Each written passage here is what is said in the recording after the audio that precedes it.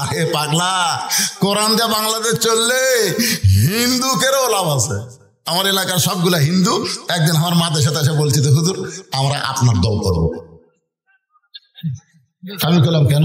বলে বহু দল দেখা শেষ, আগামীতে দেখবো হিন্দুরা আল্লাহর কোরআনের বাংলাদেশ। দেখছেন, হিন্দুরা বলতেছেন, আর আপনার মুসলমানের বাচ্চা হয়ে কথা সাহস পাচ্ছেন না, মনে করতেছেন কোরআন দিয়ে দেশ চললে তো 1 নম্বর কাম হবে নামাজ পড়া রে। আমরা তো ফজর নামাজ পড়ি না রে, যে ঠান্ডা, আজান দিলে আমরা আড়াই হাত হই।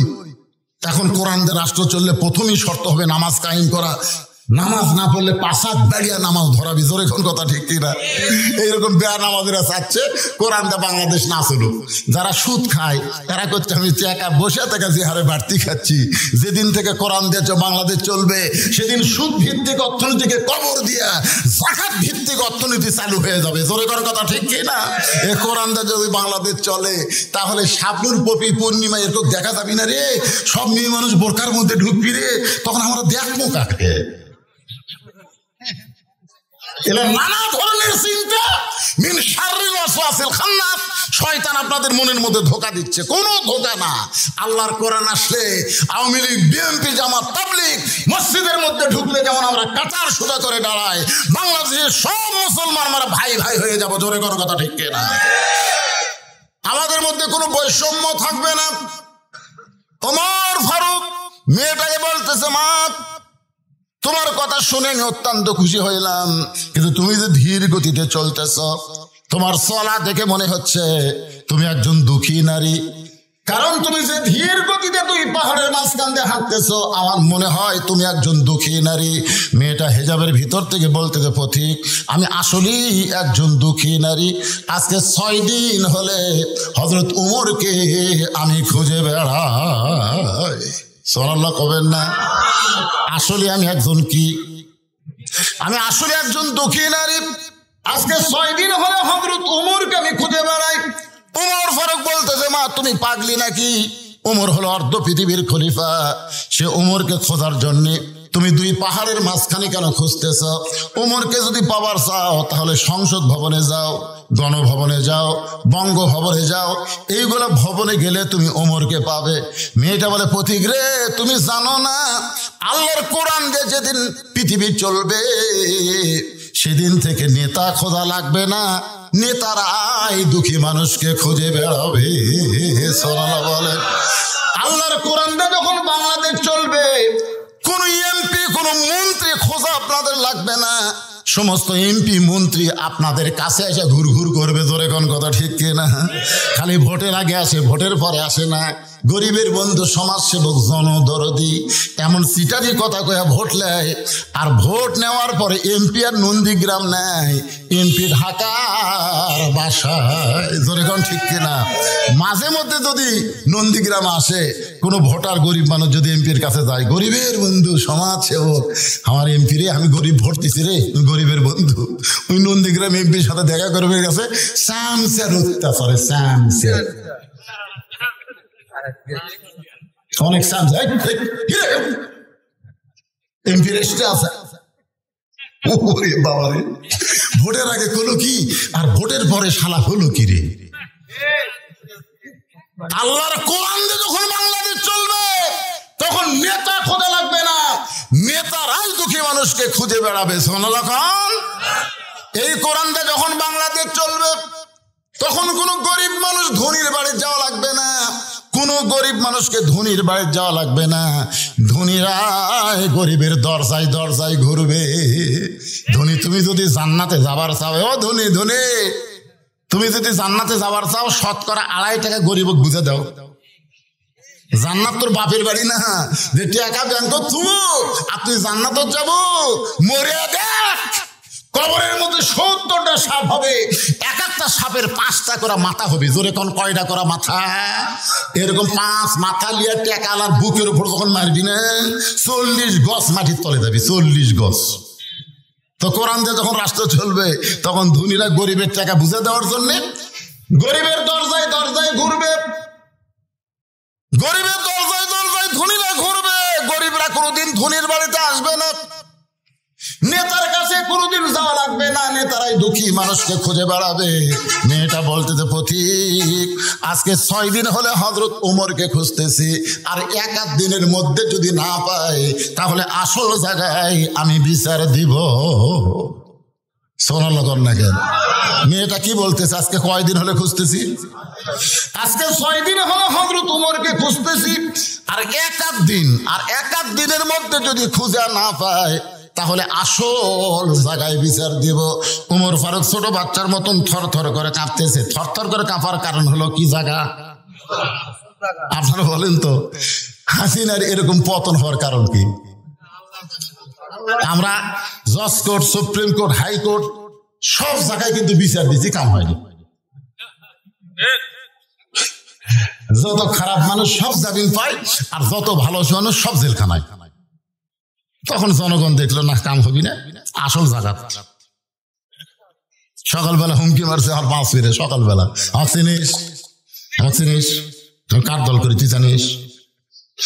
আগামীকাল সকাল 10টায় তো সাইজ করবো রে, সকাল 10টায়। এমন হুমকি মারছে, গরিব মানুষ বাড়ি যা কাঁদতেছে। বউ বলে কান্দো কেন? বলে সকাল 10টায় আমার হাত পা ভাঙবি। বউ কই তুমি পাগল নাকি? সকাল 10টায় তোমার হাত পা ভাঙবি আর তুমি আগা রাত্রে কান্দিছ? এ দেশত কি বিচার নাই?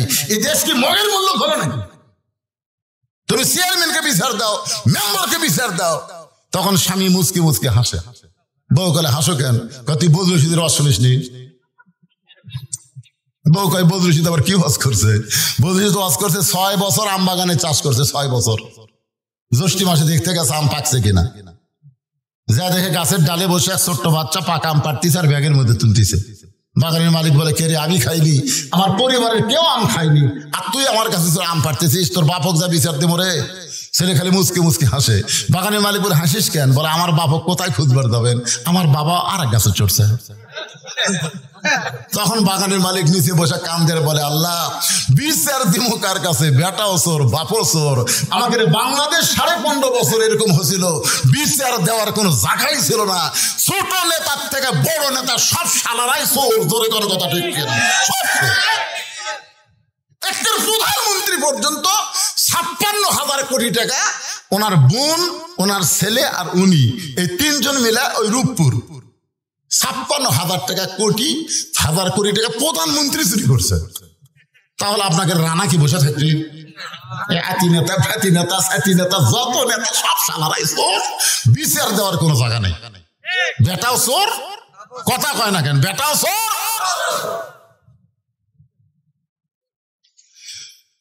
এখন বউ বলে তাহলে কান্দো কার কাছে? স্বামী বলতেছে আসল জায়গায় বিচার দিছি, দেখি আল্লাহ কি করে। আল্লাহ আগামীকাল সকাল 10টায় আল্লাহ, আমি একটা নিরপরাধ মানুষ, আল্লাহ আমার কোনো অপরাধ নাই, আমার হাত পা ভাঙবে। আল্লাহ কয় ঠিক আছে, তোর ভাঙ্গার আগে ওর ভাঙ্গি। এখন আল্লাহ ফারকি পারে না, কথা কর না কেন? আর বউ দুপুরবেলা প্যান্ট শার্ট পরিষ্কার করছে, টাই চালা গোসল খানা, প্যান্ট শার্ট পরিষ্কার করছে, কিন্তু সাবানের ফ্যানটা পানি দিয়ে ধুয়ে দেওয়া লাগবে ওটার মনে নাই। যে মেয়ে মানুষ সবসময় স্টার জলসা দিয়ে বাংলা দেখে, এরা কিন্তু তরকারিও মাঝে মধ্যে পড়ে। জোরে কোন কথা ঠিক কিনা? হ্যাঁ, সবসময় ওই চিনতে। রাত্রে দেখা হয়নি, দিনত দেখবো, কখন আবার একই নাটক বারবার ফেরত দেয়। আবার কয় আপনি কেমনে জানেন? মৌলবীরা জানি না এমন কোনো কথা আছে কে বাংলা?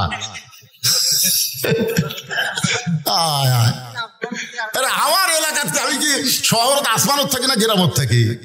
লিজি দেখছি এক মানুষ এই সব পুরো শেষ হলো রে, মানে পোড়া গন্ধ বার হয়ে গেছে। ওই গ্যাসের চুলার উপরে তরকারি তুলে দিয়ে ওই নাটক দেখবার গেছে।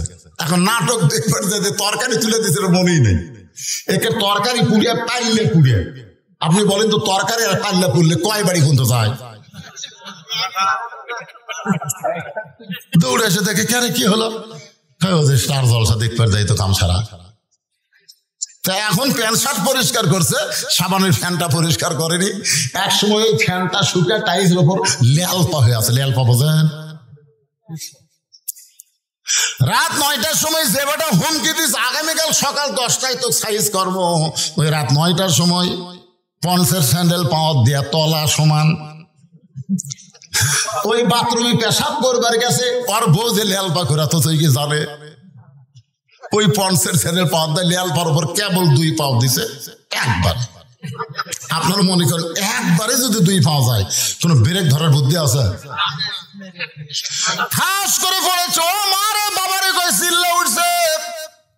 বউ দৌড়ায় সে থেকে স্বামী বেহুশে আছে, চোখে মুখে পানি দিয়েছে, চেতন পায় কয় আমার মাছ হয়ে গেছে।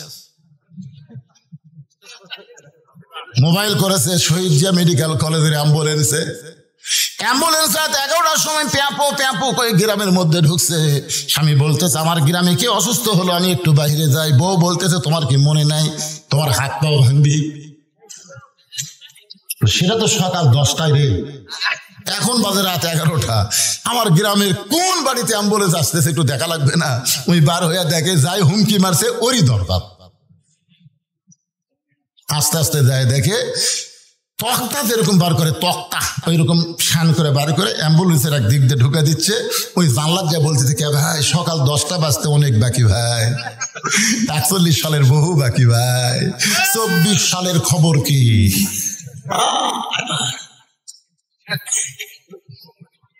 তাবারাকাল্লাযী বিয়াদিহিল মুলকু ওয়া হুয়া আলা কুল্লি শাইইন কাদির। গোটা পৃথিবীর রাজত্ব কর্তৃত্ব মালিকানা কার হাতে? সমস্ত ক্ষমতার মালিককে। সকাল 10টায় তুমি মাজা ভাঙবার চাইছিলা, রাত 10টার সময় আল্লাহ তোমাকে সাইজ করেছে। 41 সাল পর্যন্ত তুমি থাকবা, 24 সালে আল্লাহ তোমাকে চোরের মতন পালায়া দিছে। ক্ষমতার মালিককে হুমকি ধমকি দিও না, হুমকি ধমকি। আল্লাহর বান্দার একটু মনোযোগ দিয়ে শুনবেন। মেয়েটা বলতেছে 6 দিন হলে হযরত ওমরকে খুঁজতেছি, আর 1-8 দিনের মধ্যে যদি ওমরকে না পাই তাহলে আমি আসল জায়গায় বিচার দিব। সঙ্গে সঙ্গে হযরত ওমর ছোট বাচ্চার মতন কান্দের বলে মা তুমি যেই ওমরকে খুঁজতেছ আমি হইলাম সেই ওমর। তুমি যেই ওমরকে খুঁজতেছ আমি হলাম সেই ওমর। মেয়েটা হেজাবের ভিতর থেকে ফোঁপায় ফোঁপায় কান্দের বলে আমিরুল মুমিনিন আপনি যদি সেই ওমর হন তাহলে চোরের মতন একা একা কেন ঘুরতেছেন? আপনার কি কোনো চামচা নাই? বাংলাদেশের মতন 96টা দেশের খলিফা, ধরে কোন কয়টা? একা একা চোরের মতন ঘুরতেছেন, আপনার কি কোনো চামচা নাই? ওমর ফারুক চোখের পানি বের করে বলে মা চামচা পালার পশা পাবো কোথায়? আপনার দেখবেন যে নেতার পিছনে যত চামচা থাকে ওই নেতা দেশের সম্পদ তত মারে, কারণ দেশের সম্পদ না পারলে চামচা পালা যাবে না। চামচা পালবার গেলে তাদেরকে হুন্ডার তেলের টাকা নাস্তার টাকা দেওয়া লাগবে, এগুলোর টাকা কিন্তু গরিবের হক মারা দেওয়া জোরে কোন কথা ঠিক না? লেখা আছে কাটে 10 কেজি, এখন বালতি করে মেপে দেয়। দাড়ি পল্লা নাই তো, দাড়ি পল্লা বাতিল করে দিয়েছে সংসদ থেকে, হাইকোর্ট থেকে দাড়ি পল্লা বাতিল। দাড়ি পল্লা কি এখন বালতির দাগ দিছে, ওই দাগ পর্যন্ত চাউল দেয়, মাপা হয় 8 সের। কেরে লেখা আছে 10 কেজি হলো 8 সের। সাহস করে একটু চেয়ারম্যানের কাছে যায়, একটু লোক মা দিছে চেয়ারম্যান সাহেব কার্ডে লেখা আছে 10 কেজি আর আপনি দিলেন 8 সের। তখন চেয়ারম্যান চৌকিদারকে বলছে নাম কাটে দেন, নাম কাটে দেন। জোর হাত করে বলতেছে যা দিচ্ছেন দেন, আর জীবনে লোক মা দেবো না। চেয়ারম্যান কয় পাগলা তো 2 কেজি না মারলে আমি চামচা পালমো কি দিয়ে রে? তাহলে চামচা পালবার গেলে যে টাকা লাগে সেই টাকা হযরত ওমরের নাই, দরকার আছে। ওমর ফারুক বললেন মা কি দুঃখ তোমার মনে, যেই দুঃখ নিয়ে আজকে 6 দিন হলে তুমি আমাকে খুঁজতেছ, তোমার দুঃখের কথাটাকে একটু বলা যায় না? এবার শোনেন, ইয়া আইয়ুহাল্লাযীনা আমানু ইন্নাল্লাযীনা ক্বালু রাব্বুনাল্লাহু সুম্মা ইসতাকামু তাতানাজ্জালু আলাইহিমুল মালাইকা আল্লা তাখাফু ওয়া লা তাহজানু ওয়া আবশিরু বিল জান্নাতিল্লাতী কুনতুম তুআদুন। ইয়া আইয়ুহাল্লাযীনা আমানুত্তাকুল্লাহা ওয়াকুনু মা'আস সাদিকিন। মেয়েটা বলতেছে, ইয়া আমিরুল মুমিনিন, আমার জীবনের সবচাইতে বড় দুঃখ হলো আমি 6 বছর বয়সে ঈমান গ্রহণ করেছি। শুধু ঈমান গ্রহণ করার অপরাধে, শুধু ঈমান গ্রহণ করার অপরাধে আমাকে জালিম সরকার, ধরে কোন কি সরকার, জালিম সরকার 12 বছর জেলখানায় বন্দি করে রাখছে। আমার জীবনে কোনো অপরাধ নাই, একটাই মাত্র অপরাধ, শুধু ঈমান গ্রহণ করার অপরাধ। ঈমানের কলিমা পড়া কোনো সমস্যা না, ঈমানের কলিমা গ্রহণ করাই হলো অপরাধ।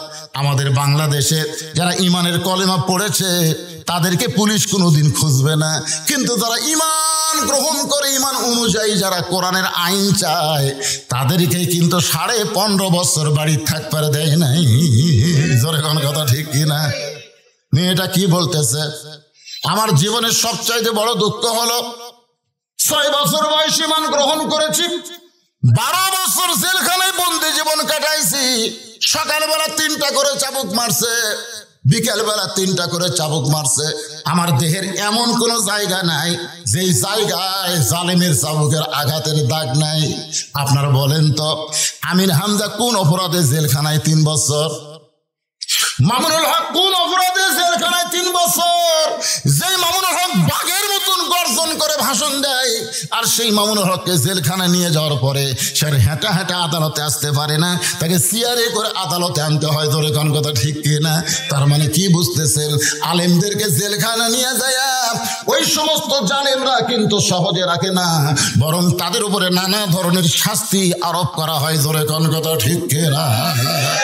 এমনকি আমাদের ইমামে আজম আবু হানিফা রহমতুল্লাহ আলাইহিকে মিথ্যা অন্যায় ভাবে জালিম জেলখানায় বন্দি করে নানা ধরনের কষ্ট দিয়েছে। আবু হানিফা রহমতুল্লাহ আলাইহির মা একদিন ছেলেকে দেখতে গেছে, ছেলেকে যখন দেখতেছে তার গোটা গায়ে রক্ত, গোটা গায়ে রক্ত। মা বলে, বাজান তোর পাঞ্জাবির উপর দিয়ে রক্ত কেন দেখা যায়? আবু হানিফা রহমতুল্লাহ আলাইহি নোমান বিন সাবিত কান্দে বলে, মা অন্যায়কে গ্রহণ না করে হকের পক্ষে থাকার কারণে দৈনিক 21টা করে চাবুক জালেম আমার দেহে মারে। আমরা যেই মাযহাবকে মানি, চিন্তা করেন, আমাদের মাযহাবের ইমাম বাতিলের সঙ্গে আপোষ না করে দৈনিক যদি 21টা করে চাবুক খায়, শেষে তাকে বিষ পান করে যদি হত্যা করা হয়, আর আমরা সেই মাযহাব মানবো আর অন্যায়ের সঙ্গে আপোষ করব, হকের পক্ষে থাকবো না। এই মাযহাব মানা দিয়ে আপনি কিন্তু জান্নাতে যাবার পারবেন না, ইমামকে অনুসরণ করা লাগবে। ধরে কোন কথা ঠিক কিনা?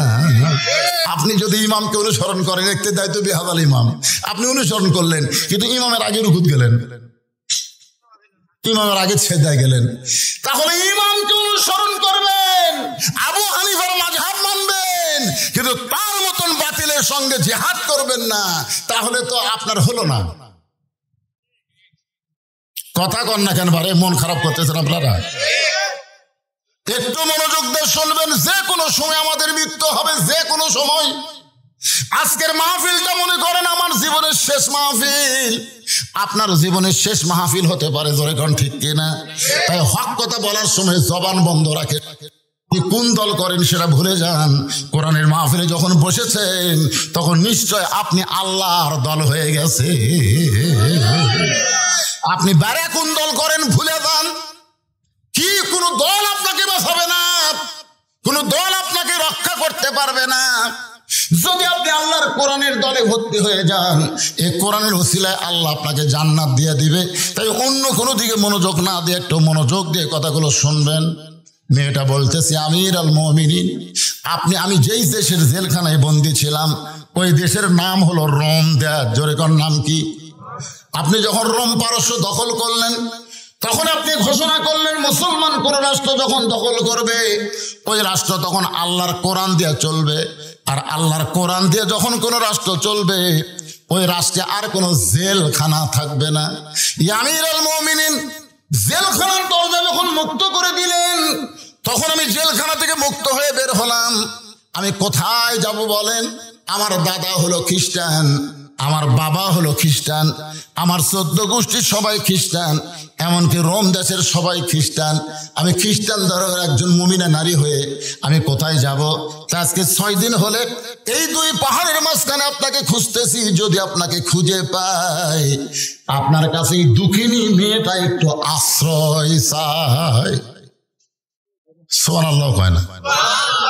আপনার কাছে এই দুঃখিনী মেয়েটা একটু আশ্রয় চাই। উমর ফারুক মুচকি মুচকি হাসিতে বললেন, মা আমি তোমাকে আশ্রয় দিবার পারবো না, তবে আল্লাহর কোরআন তোমাকে অধিকার দিয়েছে।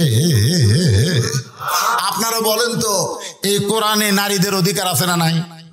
কতগুলা মেয়েদের কানে কানে বলবে, খবরদার খবরদার কোরআনের দলক যেন ভোট দিও না। কোরআনের দলক ভোট দিলে কিন্তু তোমাকে মার্কেট করবার দিবি না, তোমাকে কিন্তু বাড়ির থেকে বাইর হবার দিবি না, তোমাকে কিন্তু সুটকেসের মধ্যে তালা দিয়ে বন্ধ করে থবি। এমন ভয় দেখাবি, বুঝলেন? আর না রে ভাই, আমার মায়েরা যারা আছেন শোনেন, মা শোনেন, নারীদেরকে সবচাইতে বেশি অধিকার দিয়েছে ইসলাম। ধরে কোন কথা ঠিক কি না? এক সময় বক্তারা ওয়াজ করতো, মেয়েরা তখন বুঝতো না, বক্তারা এসে ইচ্ছা মতো ওয়াজ করে যাইতো। এক বক্তা ওয়াজ করছে, স্বামীর পায়ের তলে বইয়ের জান্নাত। স্বামীর পায়ের তলে কি? বইয়ের জান্নাত। এটা শোনার পরে তো স্বামী সেই মশান, বউ খালি মাঝে, তুই যতই ইবাদত কর, যতই নামাজ পড়, আমার এই ফাঁকা পায়ের তলে তোর জান্নাত।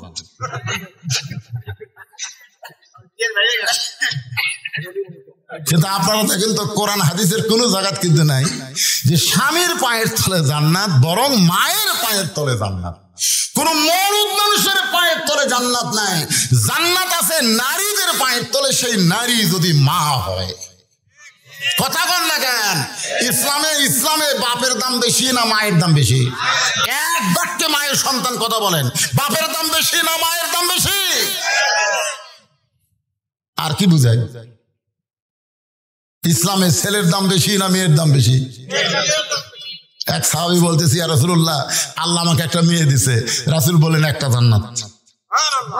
আর একজন সাহাবী কয়, হুজুর আল্লাহ আমাকে 2টা মেয়ে দিছে। রাসূল কয়, 2টা জান্নাত। আর একজন দাঁড়িয়ে বলে, ইয়া রাসূলুল্লাহ, আল্লাহ আমাকে 3টা মেয়ে দিছে।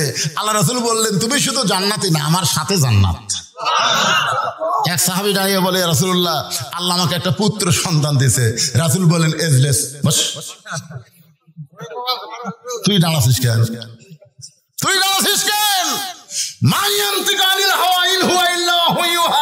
আমি নবী ততক্ষণ বলতে পারি না যতক্ষণ আল্লাহ না বলায়। এখন পর্যন্ত বেটা ছেলের বাপের কি হবে আমি রাসূল জানি না। আল্লাহ রাসূল বলেছেন, বাজার থেকে যদি তুমি মিষ্টি কিনো, বাড়িতে যায় তোমার ছেলে মেয়ে 2 জন আছে, তুমি মিষ্টির প্যাকেট ভুল করে যান, এই গাবড়া ছেলের হাতে দিও না, মিষ্টির প্যাকেট দিবা মেয়ের হাতে। সুবহানাল্লাহ কর না কেন? এখন মেয়েটা মিষ্টির প্যাকেট খুলে দেখে 3 মিষ্টি। এখন কয়টা? একটা বাপক দিছে, একটা মাওক দিছে, একটা ভাইক দিছে। বাপ বলতেছে, ঘেরে মা 3টা মিষ্টি কিনছি মা, তুই 3 জন 3টা দিলি তোর? আপনারা খালি আমার খাওয়া আব্বা, আপনারা খালি আমার খাওয়া। পরের দিন বাপ ভুল করে মিষ্টির প্যাকেট বেটার হাতে দিছে। বেটার প্যাকেট খুলে কয়, বাজারে তার মিষ্টি নাই, এই 3টা আনছেন কেন? এই 3টা তো আমারই লাগে। ওই একলাই খাবে আর কাউকে দেয়। আল্লাহ রাসূল বলেছেন, সর্বপ্রথম আমি ফাতেমার সঙ্গে দেখা করতাম, আবার সর্বশেষে ফাতেমার সঙ্গে আমি দেখা করতাম। ফাতেমা হলো আমার কলিজার টুকরা। আপনারা বলেন তো, মেয়েদের দাম ইসলামে কম না বেশি?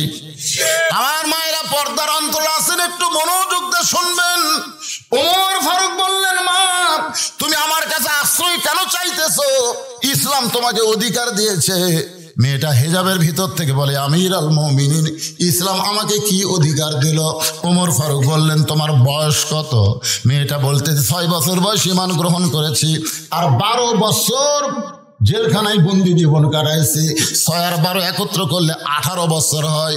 ওমর ফারুক বললেন, মা 18 বছরের একজন যৌবনা নারীর জন্য ইসলামের বহু অধিকার আছে। তার মধ্যে 1 নম্বর অধিকার হলো ভালো একটা ছেলের সঙ্গে বিয়া বসা। আপনারা সুবহানাল্লাহ করছেন না? কারণ ভালো ছেলে বলতে এখানে কিন্তু বলে নাই যে সুন্দর একটা ছেলের সাথে বিয়া বসা। সুন্দর একটা ছেলের কথা বললে আমি জীবনে বউ পাতাম না। আমি যে কয়টা মেয়ে দেখবার গেছি, আমি নিজে দেখবার যে কয়টা গেছি, একটা মেয়ে আমাকে অ্যালাউ করেনি। পরে আমার বাবা কইলাম, আব্বা আমাকে লে হবি না, আমাকে বাদ দেখে দেখেন। তো যাই হোক, বর্তমানে আমার যে বউ আছে, ওর বাপ যে কি বুঝলো, আমার সাথে বিয়ে দিল না দেখে। আজকে আমার শ্বশুর করে আমার গাড়িতে করে, বুঝলেন, আমার গাড়িতে করে আমি বগুড়া নিয়ে গেলাম। আজকে সন্ধ্যার ওয়াজে আমার শ্বশুর আমার সাথে গেছিল। এখানেও আসবার চাইছিল, কিন্তু আমি আনিনি, কারণ আমার শ্বশুর আমার চাইতে দেখতে ছোট মনে হয়। মানে দাড়ি তুলে ঠিক মতো পাকেইনি, বুঝলেন, বয়স আছে কিন্তু বয়স ছোট। আমার শ্বশুর আর আমি একদিন যাচ্ছি, তো একজন বলতেছে আপনার কে হয়, তো বলতেছে আমার জামাই। তো কোন পক্ষের, মানে বুঝাচ্ছে। আয় রে, বিয়ে দিয়ে আমার শ্বশুর মানুষের কাছে বলে, আয় হায় রে, কালোর সাথে বিয়ে দিয়ে যা মজা, সোনাল্লাহ কন্যা কেন। এখানে কিন্তু কালো ফর্সা বলা হয়নি, এখানে বলা হচ্ছে ভালো একটা ছেলের সাথে বিয়ে দিবা।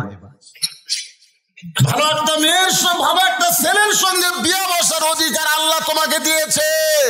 ভালো ছেলে বলতে আপনি কি বুঝেন? ভালো ছেলে বলতে বুঝতে হবে যে একটা টাকাও ডিমান্ড নিবে না, মহারানা নগদ পরিশোধ করবে। আপনাকে এলাকায় এইরকম কয়টা ছেলে আছে?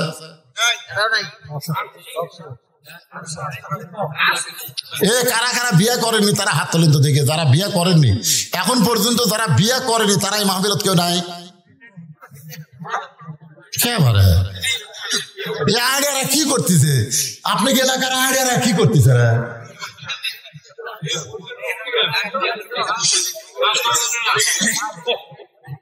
না না, এই হাজার হাজার মানুষের মধ্যে এই 4-5টা হাত বিয়ে করেনি। আচ্ছা, কারা কারা বিয়ে করছেন তারা হাত তোলেন তো দেখি। এবার মাশাআল্লাহ, সব বিয়ার আর আওয়াজ শুনবে রাত্রে বাড়ি। আরে তাহলে ভালো ছেলে বলতে কি বুঝবেন? ভালো ছেলে বলতে বুঝবেন 10 বছর থেকে নামাজ ধরছে। কয় বছর? 10 বছর থেকে 5 ওয়াক্ত নামাজ ধরেছে। দাড়ি কোনোদিন কামায়নি, মোচ কোনোদিন বড় করেনি, প্যান্ট শার্ট কোনোদিন পরে নাই, সবসময় ঢিলা ঢালা জামা পরেছে, পেশাব করে পানি লিয়া আবার ওযু করেছে। ওই যে কয়টা ভালো ছেলে যাচ্ছে, ওই যে দেখেন, ওদের পিছন দিকে দেখেন। না না না, ওরাই ভালো। ওর সাথে আপনার বিয়ে দিয়ে দেখেন, আপনার বউ কোনোদিনও কানবে, আপনার ওই দাদির কাছে নানির কাছে কোনোদিনও ফিস ফিস করবি না। একটা হুজুরের বউ কোনোদিন দাদি নানির কাছে কয় না, কি রে কান্দিস কে? কি দেখে বিয়া দিচ্ছেন? কোল বালুস নিয়ে শুয়ে থাকে, আমার দিকে তাকাই না। একটা হুজুরের বউ কবি না। যারাই বলবে ওই প্যান্ট শার্ট পরা খাড়া হয়ে পেশাব করে পানি লেয় না, এরকে বউ কবি। কথা বল না কেন? ভালো ছেলে বলতে কি বুঝতেছেন? একটা ভালো ছেলের সঙ্গে বিয়ে বসার অধিকার আল্লাহ তোমাকে দিয়েছে। ও মা, এই মুহূর্তে তুমি ভালো ছেলে কোথায় পাইবা? তুমি ভালো ছেলে কোথায় পাইবা মা? কারণ তোমার তো কোনো অভিভাবক নাই। আমি তোমার অভিভাবক হইয়া একটা ভালো ছেলের খবর দেই। দেখো তো ছেলেটা তোমার পছন্দ হয় কিনা, দেখো তো ছেলেটা তোমার পছন্দ হয় কিনা। ওমর ফারুক বললেন, মা আমি ছেলেটার নাম বলি, নামটা শোনার পরে দেখো তো ছেলেটা তোমার পছন্দ হয় কিনা। মেয়েটা বলতেছে তাহলে আপনি বলেন। ওমর ফারুক বললেন, ছেলেটার যোগ্যতা হলো 30 পারা কোরআনের হাফেজ। সুবহানাল্লাহ, আস্তে আসতেছে, আস্তে আস্তে। হাফেজ কি করে খাবি রে? আমার বাপ সবসময় গল্প করছে, হাজী সাহেব জানে, আব্দুর রশিদ ভাই, আমার বাপ গল্প করছে 3 ছেলে নিয়ে আমার কোনো টেনশন নাই। 2 কলেজের প্রফেসর, একটা প্রাইমারি হেডমাস্টার, এই মৌলবি খেলে আমার টেনশন। কি করে খাবি? আমি যখন ওয়াজ করে যাইতাম, আব্বা কয় আজ তো কত দিল দেখি, তখন আমি কইতাম আব্বা দিছে, আব্বা মাশাআল্লাহ দিছে, দেখি না কত দিছে। তখন আমি পকেটটা বাইর করে তখন দিই, উপরে 100 টাকা, তারপরে 50, তারপরে খালি 10। আব্বা গুনা কয় রে 250 হলো রে। তোর টাটকা বক্তা, তুই যে সারা রাত মানুষের ওয়াজ করিস, আরে 250-300 করে টাকা দেয়, দোকানদারি করে খা। বিশ্বাস করেন আমার বাপ জোর করে আমাকে ওয়াজ বাদ দিতে আমাকে একটা কাপড়ের দোকান করে দিল, কাপড়ের দোকানদারি করি আমি। আর মাঝে মধ্যে গল্প করে আমার এই ছেলেগুলা খুবই চিন্তায়, কি করে খাবি। আলপুরা দরবার শরীফে আল্লাহর ওলি মোহাম্মদ আলী ফরিদি রহমতুল্লাহ আলাইহি যেদিন দুনিয়া থেকে বিদায় নিলেন, আমি তার জানাজার নামাজ পড়ে বেড়াইছিলাম। ওই ঘুরে ঘুরে তার দেহ দেখাচ্ছে, ঘুরে ঘুরে, মানে হাজার হাজার মানুষ, তো লক্ষাধিক মানুষ এখন তাকে দেখবে, তার সোনার চেহারাটা দেখবে। এরা দেখবার দেখ ঘুরে ঘুরে যিনি দেখাচ্ছেন তিনি হচ্ছেন রসমনা হায়দারি হুজুর, উনি মারা গেছে, ওনার বাড়ি হচ্ছে ঈশ্বরদী। এরকম ঘুরে ঘুরে দেখাচ্ছে। আমি ঘুরে ঘুরে দেখতে গিয়া হুজুরের মুখের দিকে তাকায় আমার চোখ আর সরে না। আমি কিছুক্ষণ যখন তাকাই আছি তখন হায়দারি হুজুর বুঝতে পারলেন, ইত্তাকু ফিরাসাতাল মুমিনিনা ফাইন্নাহু ইয়ানজুরু বিনুরিল্লাহ। এই মৌলানা সাহেব তো সাধারণ মানুষের মতন দেখতেছে না, আমাকে হাত ধরে হুজুরের কাছে টেনে নিল। আমি আধ ঘন্টা পর্যন্ত মোহাম্মদ আলী ফরিদি পীর কেবলা রহমতুল্লাহ আলাইহির চেহারার দিকে তাকায় থাকলাম। ওই যে পাগল হয়ে গেলাম। আলপুরা দরবার শরীফে দোকানদারি ব্যবসা বাণিজ্য বাদ দিয়ে সব ছেড়ে ছেড়ে চলে আসলাম এখানে। দীর্ঘদিন এখানে থাকার পরে আলোচনা শুরু করলাম, ওয়াজ নসিহত করি, টাকা পয়সা কে কি দেয় বাংলাদেশের কোন লোক বলতে পারবে না। বদলেশি টাকা গুনালে অত দূরের কথা দেখে আলিছে কেউ বলতে পারবে না। 17 বছর পর্যন্ত আমার এইভাবেই চলতেছে। 17 বছর। 2007 সালে বীরগ্রাম যখন আমি গেলাম, পিছন দিক থেকে একটা ট্রাক আমার গাড়িকে লক্ষ্য করে মারলো, সাথে সাথে আমার সেক্রেটারি মারা গেল। সেক্রেটারি যখন মারা গেল আমি গাড়ির মধ্যে বেহুশ হয়ে থাকলাম। আমাকে নিয়ে গেল শহীদ মেডিকেল হাসপাতালে। আমার সেক্রেটারি মারা গেছে, আমার গায়ের যে চাদর সেরে দেওয়ার লাশ ঢাকাতেছে, গোটা এলাকা আমার খবর হয়ে গেল বদরুশিদ মারা গেছে। সবাই আমার নামে ইংলালিয়া পড়লো। আমার বাড়িতে কেউ মাইক্রোলিয়া, সিনজেলিয়া, টেক্সিলিয়া সবাই চলে গেছে। আমি আছি মানে শহীদ মেডিকেল হাসপাতালে। আমার বাপের কাছে যা বলতেছে, আপনার ছেলের লাশ কখন দাফন হবে? আব্বা কয় কেরি, আমার ছেলে তো মরেই নিবে। আসলে মরে গেছে আমার সাহাবী। ভালো হওয়ার পরে আমি আল্লাহর কাছে ওয়াদা করলাম, আল্লাহ আজকে যদি আমি মরে যেতাম, তখন কিন্তু ইউটিউব ছিল না, ফেসবুক ছিল না, এরকম ওয়াজ প্রচারের কোনো মাধ্যমে ছিল না, ছিল না। এই মরে গেলে সবাই বলতো একটা ওয়াজ করতে রে, মারা গেছে। মরে যাওয়া মাত্র আমি শেষ হয়ে যেতাম। আমি সেদিন নিয়ত করলাম যে আর টাকা পয়সা কামাই করে আমি নিজের জন্য খরচ করব না। সেই টাকা পয়সা জোগাইতে জোগাইতে সর্বোচ্চ 12 শতক জায়গার উপর আমি একটা মাদ্রাসা তৈরি করলাম। তারপর আবার কিছু জায়গা কেনার পরে একটা মসজিদ তৈরি করলাম। তারপর আবার কিছু জায়গা কেনার পরে আবার ভিন্ন করে মাদ্রাসা তৈরি করলাম। এখন আমার জায়গা এখানে গিয়ে দেখবেন সমস্ত জায়গা কিন্তু ওয়াকফ করা। জোরে কোন কি করা? ওয়াকফ করা। 235 শতক জায়গা ওয়াকফ করে সেইখানে মসজিদ, মাদ্রাসা, এতিমখানা তৈরি করা হয়েছে। মহিলা মাদ্রাসা বর্তমান 3 তলা। সুবহানাল্লাহ কন না কেন? 3 তলা। আর এই বছর ইউটিউব ভাইরা জানে, এই বছর আমি আল্লামা সাইদি হুজুরের নামে একটা শহীদ দেলোয়ার হোসেন সাইদি হুজুরের রহমতুল্লাহ আলাইহি নামে একটা অডিটোরিয়াম করলাম। এই বছর আমার পায়ের মুজার থেকে জুতা করে আমার এই রুমাল পর্যন্ত, পাঞ্জাবি, কোট যা দেখতেছেন, মোবাইল, ঘড়ি, চশমা সব হচ্ছে মানুষের হাদিয়া। আজকেও একজন একটা তসবি আর জায়নামাজ হাদিয়া দিল। মানে আমার কোনো জিনিস কিনা লাগে না, জনগণে আমাকে হাদিয়া দেয়। তাহলে আমি কেন আমার জন্য করব? আমি যা করব আল্লাহ রাসূলের জন্য করব। আল্লাহ যেন কবুল করে, জোরে করে আমিন। আমি কথাটা কেন বললাম, কি প্রসঙ্গে বললাম একটু মনে রাখবেন আল্লাহর বান্দারা। ও ফারুক বলতেছেন, মা আমি যেই ছেলেটার খবর দিচ্ছি সেই ছেলেটা হলো 30 পারা কোরআনের হাফেজ। আপনারা বলেন তো হাফেজের দাম আছে না নাই? যে রাস্তা দিয়ে হাঁটে যাবে ওর পায়ের জুতার পরশে আল্লাহ কবরে আযাব মাফ করে দেয়। একজন হাফেজ শুধু জান্নাতে যাবে না, 10 জন জাহান্নামী মানুষকে সুপারিশ করে জান্নাতে নিয়ে যাবার পারবে। ওমর ফারুক বললেন, মা আমি যেই ছেলের খবর দিচ্ছি সেই ছেলেটা শুধু হাফেজ না, 6 লক্ষ হাদিসের হাফেজ। ছেলেটার বয়স হলো 22 বছর। ছেলেটার বয়স হলো 22 বছর। ধরে কোন কয় বছর? লম্বাই হলো 6 ফুট 2 ইঞ্চি। গায়ের রং ফর্সা, চাঁদের মতন চেহারা। ছেলেটার নাম হলো আব্দুল্লাহ ইবনে ওমর। আমার ছেলে আব্দুল্লাহর সঙ্গে তোমার বিয়াটা দিয়ে তোমাকে আমার বৌমা বানায়া আমার বাড়িতেই তোমাকে অধিকার দিবার চাই। তোমাকে কি বানাবো? বৌমা। জোরে কোন কি মা? আপনারা বলেন তো মেয়েদের অধিকার আছে না নাই?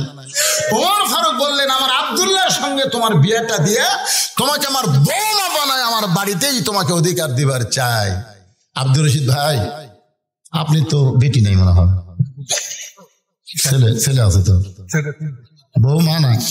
বৌমা তিনটা বৌমা পাচ্ছেন, ভাগ্য ভালো। হ্যাঁ, কতগুলো বউ বুঝছেন, বিয়ে হওয়ার পরে বেটা গিয়া বউরা শহর গেছে। এখন বেটার বউ থাকে শহরের বাসায় থাকে বউ আর বেটা, আর বাপ আর মা বুড়ি গ্রামে গুড়গুড়ি করতেছে। আছে না নাই? কথা কোন আছে না নাই? কি যে বুদ্ধি শুনেছে, কানে কানে বলেছে তোমার বুড়া বাপ আর বুড়ির কাছে আমি থাকতে পারবো না, এরা খালি ফ্যাট ফ্যাট করে। এখন বইয়ের কথা মতো এখন ছেলেরা বগুড়া বাসা করছে। এখন বগুড়া শহরের মেন কেন্দ্রে একটা সুন্দর বাসা করে স্বামী স্ত্রী দুইজন থাকে, ভালো চাকরি করে, ভালো কামায়। একদিন বাবা অসুস্থ হয়ে বগুড়া পপুলার ডায়াগনস্টিক সেন্টারে দেখাবার গেছে। ডাক্তার এত ভিড়, দেখতে দেখতে রাত 9টা বাজছে। 9টা, এখন তো পরীক্ষা টরীক্ষা খুব বেশি, সব দিকে রাত 9টা বাজছে। এখন চিন্তা করে এই 9টার সময় আমি ডুবাটেকুর কেমনে যাই, এই চিন্তা করতেছে বুড়ে। তখন ভিতরের মন বলতেছে এত ডুবাটেকুর চালে গেলে এত বেটার বাসা নাই, বেটার বাসার যা। তখন রাত 9টার সময় ছেলের বাসাত গেছে। ছেলে যেন ভালো হয় এই জন্য ভালো নাম তো হচ্ছে আব্দুল্লাহ। রাত 9টার সময় ডাকতেছে, আব্দুল্লাহ রে, আব্দুল্লাহ। আপনার সন্ত এটা গ্রাম না শহর? কথা কন না করে ভাই। কিন্তু বাপ কি বেটা শহরের ভাষা ডাকবার পারে? গ্রামের ভাষা ডাকছে, আব্দুল্লাহ রে, আব্দুল্লাহ। আব্দুল্লাহ মনে মনে চিন্তা করে শহরের সবাই আমার সাহেব কয়, স্যার কয়, আমার নাম ধরে ডাকার মরদ তো কেউ নাই। এ রাত 9টার সময় আমার নাম ধরে ডাকলো কে? গেট খুলে দেখে বাবা দাঁড়িয়ে আছে। ও বাবা, শহরে বাসা করার পর থেকে আপনি তো আসেন না বাবা। বাবা গো, আপনি তো আসেন না বাবা, আজকে রাত 9টার সময় কেন আইছেন? বাবা বলতেছে আমার ঠেকা পড়ছে, ঠেকা, যাওয়ার পারিনি, যাওয়ার গাড়ি নাই, কি করবো? ডাক্তার দেখতে দেখতে ওনারা পাচ্ছে, এই জন্য তোর বাড়ির দরজা চাচ্ছি, তুই কি ভিতরে ঢুকাবো না এতে যাবো? আব্দুল্লাহ বুঝতে পারছে আমার বইয়ের কারণে বাপ খালি সেই রকম রাগে আছে। বাপ বুঝতেছেন না বাপের রাগ আছে না। আব্দুল্লাহ আস্তে করে বাবার হাত ধরে রেস্ট রুমে বসায়, বলে বাবা একটু ধৈর্য ধরেন, একটু ধৈর্য ধরেন। বাবারে বসায় থুইয়া আব্দুল্লাহ আস্তে আস্তে আইসা দেখে বউ ঘরের মধ্যে কম্বল গাও দিয়ে শুয়ে আছে। বইয়ের কাছে ফিস ফিস করে বলতেছে, ময়না পাখি, ময়না পাখি, আমার বাবা আছে, আমার বাবা। তোমার বাবা আছে আমি জানি না। যখন আব্দুল্লাহ আব্দুল্লাহ করে ডাকলো তখন আমি শুনিনি। হায় হায়, স্বামী দুর্বল হয়ে বউ আস্তে আস্তে করছে, আর বউ যে জোরে চিল্লে উঠছে। ওর বাপ রেশন মধ্যে শুন করছে, ওরে বাবা রে, তোমার বাবা আছে, তোমার বাবা খাবার দাও, দেখো ডাইনিং টেবিলে খাবার দাও, মিক্সিতে খাবার আছে, ফ্রিজের মধ্যে খাবার আছে, বের করে দাও। আব্দুল্লাহ বলতেছে অনেকদিন পর বাবা আইছে, তুমি যদি বাবার সামনে একটু খাবার দাও আমার বাবা বড় খুশি হবে।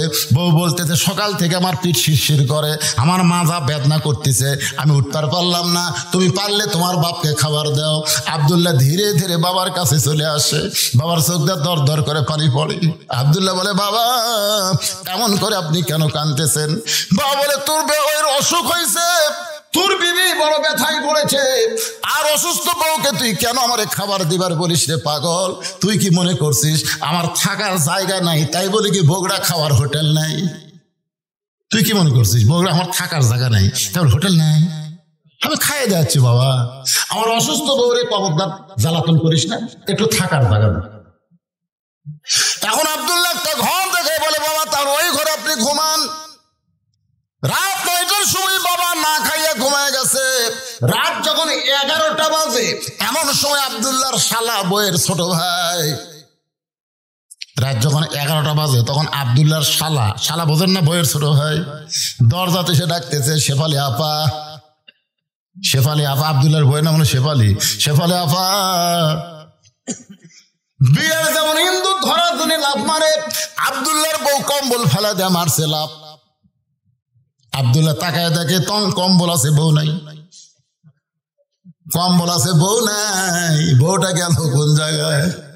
দৌড়া গিয়া গেট খুলে দিয়ে বলে, ভাই এত রাত্রে কোত্থেকে আসলি? বলে ক্যারাম বোর্ড খেলতে খেলতে রাত হয়ে গেছে আপা, ঘড়ির দিকে তাকানোর টাইম পাই নাই, আমি একটু ঘুমাবার চাই। বোন কান্দার বলে, পাগল হয়েছিস নাকি?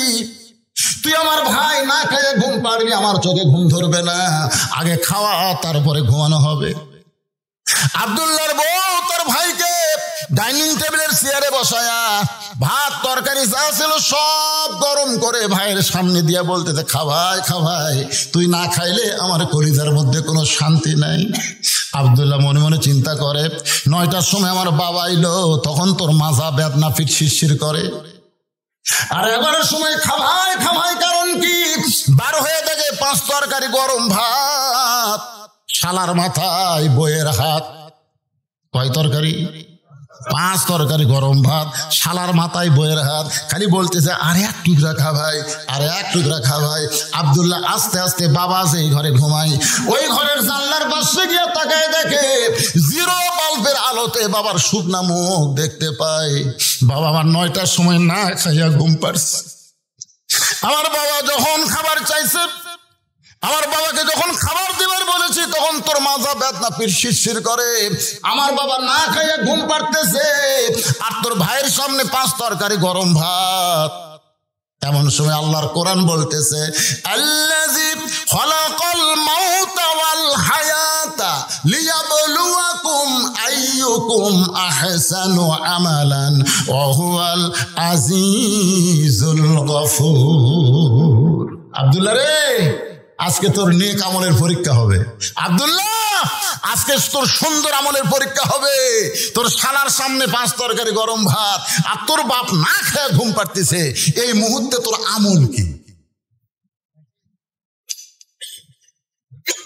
এমন সময় আল্লাহর কোরআন সামনে দাঁড়ায় বলতেছেন, ওয়াকাযা রাব্বুকা আল্লা তা'বুদু ইল্লা ইয়্যাহু ওয়া বিল ওয়ালিদাইনি ইহসানান।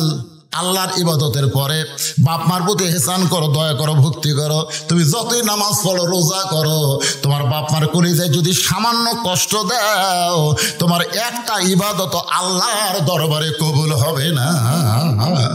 কথা বলেন না কেন? কবুল হবে? মায়ের মনে কষ্ট দিয়েছেন, বাপের মনে কষ্ট দিয়েছেন।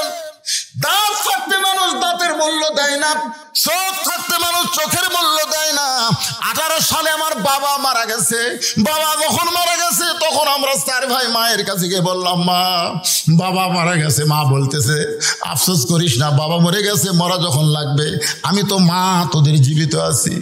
23 সালের 25 ডিসেম্বর যখন মা মারা গেল, আমার বাপ মাকে মসজিদের পাশে কবর দিয়ে রাখছে।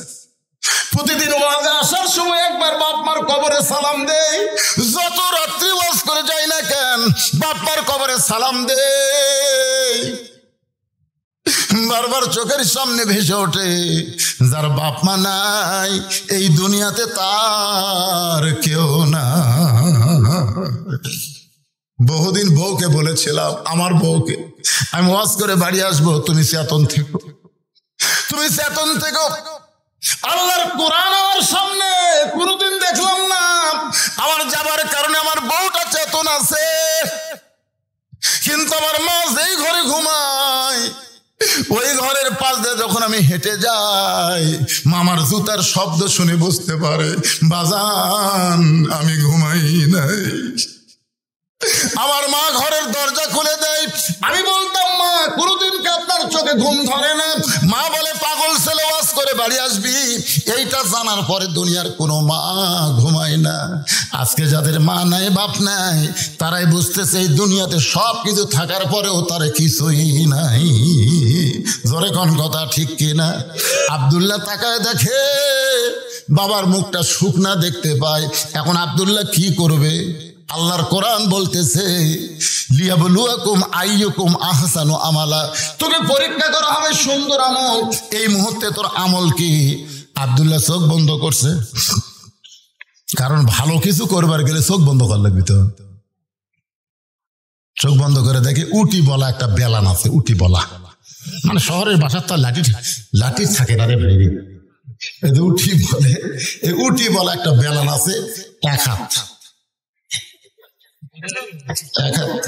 আব্দুল্লাহ চিন্তা করতেছে কি করি, নারী নির্যাতনের আইন আছে বারে, মরদ নির্যাতনের কোনো আইন নেই। আজকে আপনারা বলেন তো বাংলাদেশে পুরুষ নির্যাতনের কোন আইন আছে? কিন্তু নারী। এখন তো আমার বউ যদি মারি আর বউ যদি যায় কেস করে তাহলে আমার চাকরিও যাবি, জেল খাটা লাগবে। ইমান বলতে দেখে মারার জায়গা নাই। যে জাগাত মারলে কাউকে দেখাবার পারবি না, সেই জাগাত মার। সেই জাগাত মারলে কাউকে দেখাতে পারবি না, সেই জাগাত মার। পিছন দিকে তাকে দেখ উঁচা হয়ে আছে, ওই উঁচা জাগাত মারবো। বিসমিল্লাহ কয় এক বাড়ি এক হস, দুই বাড়ি দুই হস। এখন তুই কি করবো? বউটা খালি সারাক বলতেছে আর এক টুকরা খা ভাই, আর এক টুকরা খা ভাই। মানে অন্য কোনো দিকে খেয়াল নাই। মানে বাপের কেউ আসলে, বুঝলেন, বাপের ভাই আসলে, বোন আসলে, বাপের বাড়ির কেউ আসলে অন্য কোনো দিকে খেয়াল আছে? অন্য কোনো দিকে খেয়াল নাই। ভাই তো খাবি না, জোর করে বলতেছে ভাই আর এক টুকরা, ভাই আর এক টুকরা। আব্দুল্লাহকে হার বাপ না খায় ঘুম পাচ্ছিছে, তোর ভাই খাবি না, আবার এক টুকরা। খালি রাগ খালি ফুঁসে উঠছে, বুঝলেন। বইয়ের পাশে যায় জাগা মতো, ওদের পিছনে যে উঁচে হয়ে আছে ওই জাগা মতো বিসমিল্লাহ কয় এক বাড়ি। যে বাড়ি মারছে লাগবে কম, শব্দ হবে বেশি। ওই জায়গার যদি কোনোদিন বাড়ি বসান দেখবেন শব্দ বেশি, লাগবে কম। ওই জায়গা কিন্তু লাগবে কম, শব্দ বেশি। যেই বাড়ি মারছে বল লাঠি মারলে যেন শব্দ হয়। বউ দৌড় শালাও দৌড়, বউ দৌড় মারছে শালাও দৌড় মারছে। শালা চিল্লে বলে দুলা ভাই এই গভীর রাত্রে আমার বোনকে মারলেন কেন? আব্দুল্লাহ বলতে তোর বোন আমার কে হয়? তুই যে কইলি আমার বোনকে মারলেন কেন? তোর বোন আমার কে হয়? আল্লাহ হুন্না লিবাসুল লাকুম ওয়া আনতুম লিবাসুল লাহুন্না। স্বামী হলো বিবির পোশাক, বিবি হলো স্বামীর পোশাক। তোর বোনকে আমি এত ভালোবাসি, আমার বাপ্পাকে গ্রামে রাইখা আমি শহরে তোর বোনের জন্য একটা বাসা বানাইছি। শালারে তোর বোনকে কেন মারলাম যদি জানতে চাস তাহলে আয়। শালা কয় আমাকে মারবেন নাকি? বলে তোকে মারবো না, তোকে একটু দেখাবার চাই। এবার শালার হাত ধরে বাবা সেই ঘরে ঘুমাই, ওই ঘরের জানলার কাছে নিয়ে গিয়ে বলতেছে তাকায় দেখ তো ভিতরে মানুষটাকে। বলে এইটা তো আপনার বাবা। কখন আইছে? বলে 9টার সময়। আমার বাবা না খায় ঘুমাই গেছে। শালা বলতে দিল ভাই টেবিলের উপর এত খাবার আমার বোন আমাকে দিল, আমি খাই না তারপরে জোর করে খাওয়াই, তাহলে আপনার বাবা না খেয়ে ঘুমাইলো কেন? আব্দুল্লাহ কান্দের বলে আমার বাবাকে যখন খাবার দিবার কইছিলাম তোর বোন কইল আমার মাজা বেদনা পিঠ শিরশির করে। আমার বাবা তোর বোন অসুস্থ কথা শুনে না খাইয়া ঘুমায় গেছে। এখন বললে শালা বল আমি কি করব? শালা বলতে দুলা ভাই আর একটা মারেন, আর একটা মারেন। কারণ মানুষের জাত না, মানুষের জাত যদি হইতো তাহলে শুধু বাপের আত্মীয়কে ভালোবাসতো না, শ্বশুরের আত্মীয়কেও ভালোবাসতো। ধরে কোন কথা ঠিক কি না? আজকে আপনাদের ঘরগুলো খেয়াল করে দেখেন তো, আমার মায়েরা যারা পর্দার অন্তর আছেন মা শোনেন, আপনি যদি আপনার স্বামীর আত্মীয়কে ভালো না বাসেন আপনার স্বামীও কিন্তু আপনার আত্মীয়কে ভালোবাসবে না। কিন্তু যারা যারা কি কতগুলো আছে কিন্তু শাশুড়ির সামনে যা বলতেছে আম্মা আম্মা আমি আজকে বাজারে যাচ্ছি, উমরপুর বাজারে যাচ্ছি, আম্মা আপনি ডাব খাবেন না গ্লুকোজ খাবেন আম্মা? আছে আছে না নাই? বউ বলতেছে আমার মাও দুটাই খায়, আমার মাও দুটাই খায়। তখন বলতেছে আম্মার জন্য ডাবো আনবো, গ্লুকোজ আনবো। এই কথা বলে যখন বাড়ির থেকে বের হচ্ছে, দেখে দরজাত মা খাড়া হয়ে আছে। মায়ের দিকে না তাকায়, যখন নিচের দিকে তাকায় বাড়ির থেকে বের হয়, মা বলে পাগল, 7 দিন আগে 10 টাকার পান কিনা দিছিস, পানগুলো শেষ হয়ে গেছে। আজকে যখন উমরপুর যাচ্ছি বাবা, আমার জন্য 10 টাকার পান সুপারি আনিস। ছেলে বলতেছে এই জন্যই তো তাকাই না, তুমি খালি খাই খাই করো। শাওনের জন্য ডাব কিনবে, গ্লুকোজ কিনবে, ওই জায়গায় কোনো কথা নাই। আর মায়ের জন্য 10 টাকার পান কিনবে, খালি খাই খাই। এরা কিন্তু বেটা না, এরকম পাটা ঘরে ঘরে বহু আছে। জোরে কোন কথা ঠিক কি না? আপনারা কি পাটা হবেন না বেটা হবেন? কারা কারা বেটা হবেন আল্লাহকে একটু হাত দেখান। লিল্লাহি তাকবীর। হাত নামান। আচ্ছা, আপনারা সকলে বেটা হবেন। আপনার যতগুলো বেটা, যতগুলো ছেলে এখানে বসে আছেন, আপনাদের মধ্যে কাদের বাপ মা কবরে গেছে একটু হাত তুলে কি দেখান যাবে? আমার বাপ মা দুটোই কবরে গেছে। আপনারা একটু হাত তুলে দেখান তো বাবা, যাদের বাপ মা কবরে গেছে হাত নামান। যাদের বাপ মা কবরে গেছেন তাদের কাছে আজকে এই মাহফিলের জন্য, এই মাহফিলের খরচের জন্য এই যে সালে সব পোলা টোলা পাক করে বিরিয়ানি পাক করতেছে গরুর গোস্ত দিয়ে, এই যে বিশাল একটা খরচের জন্য বাপ মার রুহের মাগফিরাতে, বাপ মার কবরকে জান্নাত বানানোর জন্য 1,000 করে টাকা দান করবেন, 500 করে টাকা দান করবেন, না পারলে 200 টাকা করে টাকা দান করবেন। যদি একেবারে নাও পারেন, আপনাদের কাছে ব্যাগ যাবে, রুমাল যাবে, যিনি যা পারবেন আল্লাহর হস্তে বাপ মার জন্য দান করবেন। যাদের বাপ মা কবরে গেছে সেই বাপ মার কবরকে আল্লাহ যেন জান্নাত বানায় সর্বোত্তম। কোন আল্লাহর বান্দা পারেন হুজুর আমি বাপ মা রুহের মাগফিরাতের জন্য আজকের এই মাজারের মাহফিলে আমি 1000 টাকা দিব, আমি 2000 টাকা দিব। এরকম যদি কেউ পারেন একটু আল্লাহর রাস্তা আসেন ভাই। কারণ যখন আমি আলোচনা শুরু করেছি তখন থেকে এ পর্যন্ত 2.25 ঘন্টা ওয়াজ করার পর আপনাদের কাছে একটু হাত বাড়ায় দিলাম। আল্লাহর একজন বান্দা কত আছে? আমার বাপ নাম নাম কি আপনার? মোহাম্মদ জাহিদুল ইসলাম। বাপমার রুহের মাগফিরাতের জন্য 5000 টাকা ধরে বলেন মারহাবা। আল্লাহ বাপমার কবরকে জান্নাতের টুকরা বানায় দেন। আল্লাহ তোমার একজন বান্দা কে মারা গেছে? আরে বাপ মা 2 জনে মারা গেছে। সামনে বসে ওয়াজ শুনতে বাপ মার কথা যেই শুনছে চোখের মধ্যে পানি নিয়ে আইছে। বাবার মতন আপন বন্ধু নাই রে দুনিয়ায়, নিজে না খাইয়া বাবা সন্তানকে খাওয়ায়। বাবার মতন আপন বন্ধু নাই রে দুনিয়ায়। খেলে বাপের কথা মায়ের কথা মনে হচ্ছে না? দয়া হচ্ছে না আপনাদের ভিতরে যে বাপ্পার রুহের মাগফিরাতে কবরে যেন বাপ্পা শান্তি থাকে? এই জন্য আজকে কোরআনের জন্য, কোরআনের মাহফিলের জন্য 1000 টাকা, 500 টাকা, এক ভাই না পারলো 100 টাকা তো দান করছে। আপনারা কি পকেটে টাকা পয়সা নাই? একটু দান করেন। আল্লাহর কোন বান্দা পারবেন? এই মাজার কমিটির মধ্যে মাহফিল কমিটির কারা আছে? আপনারা একটু আসেন, এদিকে আসেন। একটু ভিতরে গামছা লিয়া ব্যাগলা ঢোকা লাগবে, বোঝেন না? ওই পিছনে আছে, ওখান থেকে 10 টাকা 20 টাকা নিয়ে এই স্টেজের কাছে আসতে পারে। আপনাদেরকে ব্যাগ নিয়ে ওদের কাছে যাওয়া লাগবে। আমার মা বোনেরা যেখানে আছেন, মা বোনদের ওয়াজ আজকে অনেক বেশি করছি। মা বোনদের কাছে যাবেন, আমার মা বোনেরা প্রাণ করে দান করবে, দান করবেন। আর সাকিও হাবিবুল্লাহ দানকারী আল্লাহর দোস্ত। জোরে কর সুবহানাল্লাহ। বাপ মার কথা মনে করে দেন না রে ভাই, আল্লাহর রাস্তায় দেন। দান এরকম চাইলে গড়িমসি করলে শয়তান ভিতরে ঢুকে বলবে দেশ না তেস না। আর না দেওয়াই হলো বখিল। আল বখিল লা ইয়াদখুলুল জান্নাহ। বখিল কখনো জান্নাতে যাবে না। আপনারা কি বাকি নেবেন নাকি? এই বাকি আলা ভাই এখানে কাছে আসে। কি বাকি জানা পড়ে? কি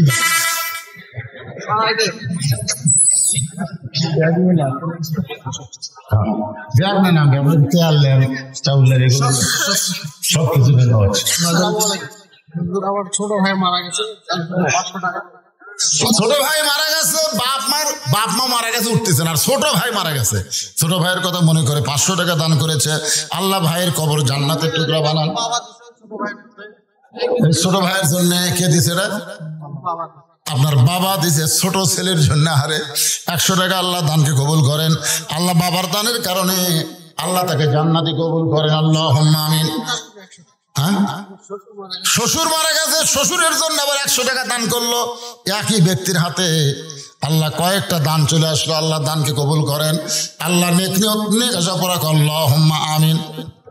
মাজারের ইসালে সওয়াবের জন্য তেল দেন, চাল দেন, ডাল দেন, গোস্ত দেন, যাই যারা পারেন আল্লাহ রাস্তায় লিখে দেন। নগদ যদি না পারেন বাকি লিখে দেন, কাগজ কলম আছে, হ্যাঁ লিখে দেন যে হুজুর আগামী বছর ইসালে সব মাহফিলে, দোয়ার মাহফিলে আমি 1 মণ চাউল দিব, লিখে দেন না কেন? আমি 2 মণ আলু দিব, আমি এই টাকা দিব, এগুলো নগদ যদি না পারেন তাহলে বাকি লেগে দেন। আল্লাহ তোমার একজন বান্দা 100 টাকা দান করেছে, আল্লাহ দানকে কবুল করেন। আল্লাহ নেক আশা পরা করেন আল্লাহুম্মা আমিন। এ দুনিয়া একজন আল্লাহর বান্দা 200 টাকা দান করেছে, আল্লাহ দানকে কবুল করেন। আল্লাহ নেক আশা পরা করেন আল্লাহুম্মা আমিন। হ্যাঁ, তাবারকের জন্য বলে খাসিও দেন, নিয়ত করেন। অনেক সময় নিয়ত করা যায় যে আল্লাহ আমার কোনো সন্তান হয়নি, আমি বিয়ে করছি কয়েক বছর, আমার একটা সুসন্তান দিও, আমি এই মাহফিলে, দোয়ার মাহফিল একটা খাসি দান করব। এরকম নিয়ত করে আপনার দিবার পারবেন। হাজার হাজার মানুষ তবরক খাবে, নিয়ত করেন আলু দেন, নিয়ত করেন চাল দেন, তেল দেন, নিয়ত করে দেন, নাম লেখায় দেন, দেরি করেন না। দেরি করলেই তো শয়তান ঢুকবে ভিতরে। মিন শাররিল ওয়াসওয়াসিল খান্নাস, শয়তান খালি চান্স পাইলেই বলবে দেশ না মানে আগামীকাল মরিস না, বুঝলেন না? আমাদের আগামীকাল পর্যন্ত বাঁচার কোনো গ্যারান্টি নাই। আল্লাহ তোমার একজন বান্দা 200, আরেকজন 200 টাকা দান করেছে, আল্লাহ কবুল করেন। আরেকজন 100 টাকা দান করছে, আল্লাহ আপনি কবুল করেন। আল্লাহুম্মা আমিন। ও যে ব্যাগ লেন, আমি সে ব্যাগের মধ্যে সবাই দিয়ে দেন 10, 20, 50, 100 টাকা, যে যা পারেন আল্লাহর রাস্তে দান করেন। দানকারীরও পিতা মাতা সুখে রাখো কবরে, নূরের টুপি পরাইয়া উঠাবেন রোজ হাসরে। দোয়া করদম বাদার গায়ে এলাহি, হায়াত দৌলত এলমে দারাজি। একটা ছোট্ট বাচ্চা চকচকা 200 টাকা দান করে গেল, আল্লাহ তার দানকে কবুল করেন। আল্লাহ নেক আশা ফরাক আল্লাহুম্মা আমিন। আপনাদের মধ্যে আগামী বছর ইসালে সওয়াবের জন্য 20 কেজি চাল দেওয়ার কেউ নাই, এতগুলো মানুষ, বাপ মা কবরে গেছে, বাপ মা রুহের মাগফিরাতে। আরে বাড়িতে একটা জিয়ারত করলে তো অনেক খরচ হয়, তো এখানে সবাই মিলে একটা দোয়ার অনুষ্ঠান হয়। বলেন হুজুর আমার বাপ মার জন্য আমি 20 কেজি চাল দিলাম, বলেন আল্লাহর রাস্তে বলেন। নাম বলো। শাহ আলম 10 কেজি চাল। এই তো শুরু হয়ে গেছে। 20 কেজি না পারুক, শাহ আলম 10 কেজি চাল করবে দান। সর্বপ্রথম 1 নম্বরে নাম লেখালো শাহ আলম। আল্লাহ শাহ আলমের দানকে আল্লাহ আপনি কবুল করেন। জোরে বলে আল্লাহুম্মা আমিন। দেন, এটা কি মাজারত দান করা হচ্ছে? মাজারত না, এটা হলো মাহফিল, কোরআনের মাহফিল, দোয়ার মাহফিল। এই নিয়তে দেন, কোনো সমস্যা নেই, নিয়ত করে দেন, সবাই দেন। একজন 10 কেজি দিল, আপনাদের মধ্যে আবাদ নাই, ধানের আবাদ আছে, আলু, নিয়ত করে দেন না রে ভাই, দিলেই তো আল্লাহ বরকত দেয়। সাদকাতু তারুদ্দুল বালা, দান সদকা করলে নানা ধরনের বিপদ আপদ থেকে আল্লাহ হেফাজত করে। আপনাদের এই কমিটির সভাপতি আপনাদের একটু আগে ভাগে বেশি দেন, তাহলে জনগণ দিবে, বোঝেন না? কমিটির লোকের আগে ভাগে দেওয়া লাগে। অনেকে মনে করে কমিটিরা দেয় না, আমরা দেয় আর ওরা খায়, এই জন্য অনেকে দান করে আসে না। কমিটির লোকেরা আগে মোটামুটি দেন। আপনি যেরকম 5,000 টাকা দিলেন, আপনার মতো কেউ নাই।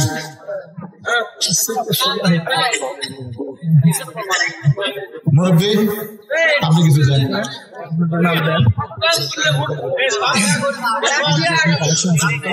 সব ব্যাগ টেজে আসবে, সব ব্যাগ টেজে চলে আসবে। মোহাম্মদ আবু হানিফ নগদ 100 টাকার সামনে বছর 20 কেজি চাল করে মারহাবা। এই তো 30 কেজি হয়ে গেছে। একজন 10 কেজি আর একজন 20 কেজি। আল্লাহ কবুল করেন।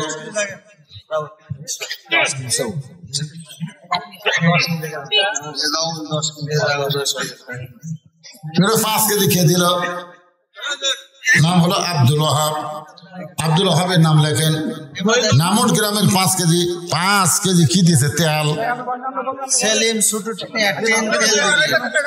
5 কেজি তেল লেখেন। ভাই আর একটা খাতা লেখেন তো দেখি। সব এক খাতা তুললে হবে না, তেল একটা ভেবে করে লেখেন। সেলিম কি দিল? 1 কেজি মানে কয় কেজি? 8 কেজি। সেলিম 1 টিন সরিষার তেল করে বলেন মারহাবা। আব্দুল ওয়াহাব 5 কেজি সরিষার তেল, তাহলে 1 টিন আর 5 কেজি হয়ে গেল। এগুলো লেখেন, তেল লেখেন। হেলাল 5 কেজি লবণ, হেলাল 5 কেজি লবণ করবে দান। হেলালের দানকে আল্লাহ আপনি কবুল করেন। আল্লাহুম্মা আমিন। 100 টাকা নগদ 10 কেজি চাল। মুজিবুর রহমান 100 টাকা নগদ 10 কেজি চাল করবে দান। আল্লাহ মুজিবরের দানকে আল্লাহ আপনি কবুল করেন। আল্লাহুম্মা আমিন।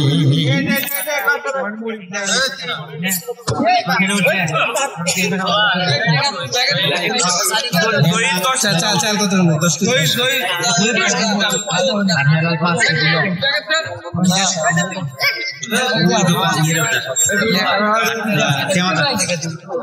আগামী বছর একটা গরু জব করে এখানে ইসালে সব তবারক পাক করা হবে। গরু জব করে। আপনার কি এরকম কেউ আছেন যে গরুর জন্য 1000 টাকা দিবেন? আপনাদের মধ্যে এরকম কেউ আছেন যাদের বাপ মা কবরে গেছে, মনে করবে না হুজুর একটা গরু যখন আগামী বছর কিনবে, আমি গরুর জন্য 1000 টাকা নিয়ত করলাম। এখানে একটা কাগজ কলম নিয়ে বসেন, গরু খালি লেখা হবে গরু। এই মাহফিল কমিটির লোক কোথায় রে? আদায় করার নিয়ম নাই। কয় টাকা ঘুরছে পেয়ে কি খুশি হয়ে গেছে, হিসাব করে দেখবি 2000 হবি না। তোমার একটা কাগজ কলম না বসো, একটা গরু তোলা লাগবে। বসো রাজুল ভাই আসেন।